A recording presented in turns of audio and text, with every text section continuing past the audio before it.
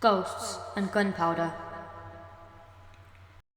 Winston sat next to the station, waiting for a path towards the sheds.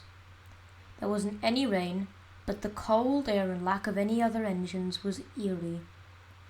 Looking around, the only signs of light aside from the nearby harbour were the signals and the signal box. The signalman walked up to the cab. "Seems like we've got a problem," he said. "There's some vans in the terminus platform. Could you move those?" Winston thought for a moment. Surely one more shunting move wouldn't be too bad. "All right, just give me a path under the station." The signalman walked back to the signal box, and soon the small 060 was given clearance to move. Winston slowly navigated his way towards the vans. The more he thought about it, the more questions he had. What were these vans doing here? They weren't luggage or post vans, and no trains are supposed to even drop off rolling stock at the platform.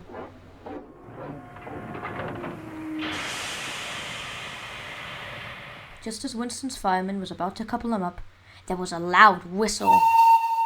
Winston looked forward. There, rushing towards him, was a passenger train. Both engine and coaches seemed to be slightly glowing. As the train got closer, Winston shut his eyes, bracing for impact as his crew ran away, and then... Winston opened one eye. The train was completely gone. His crew walked back to their engine after a few moments, just as shaken up as he was. "What was that?" Winston quivered.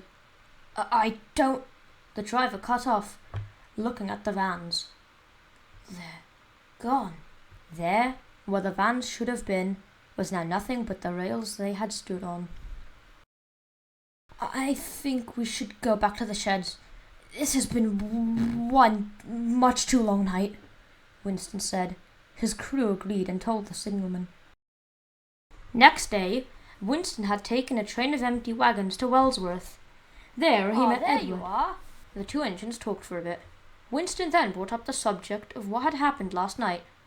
"Now, I'm unsure about ghosts, Edward, but I'll tell you that was no hallucination, especially with the fact that my crew saw it too." Winston then looked over at Edward.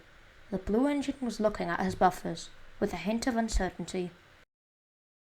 "Edward?" "Winston, I think I have an answer for you."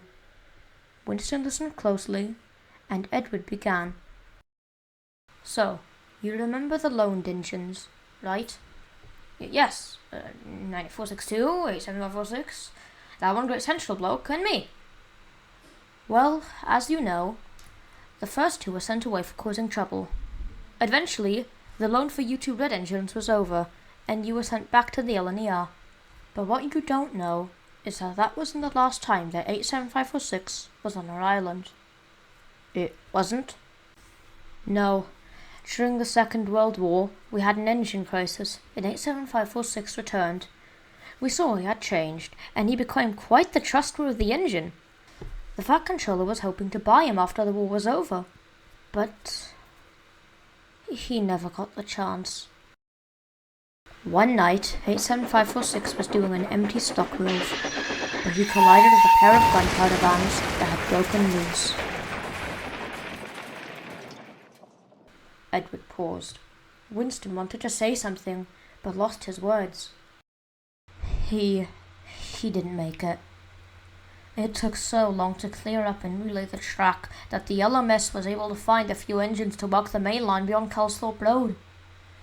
Legend has it that every few years the accident replays on a different part of the island each time. Winston finally found his voice. I'm so sorry, Edward."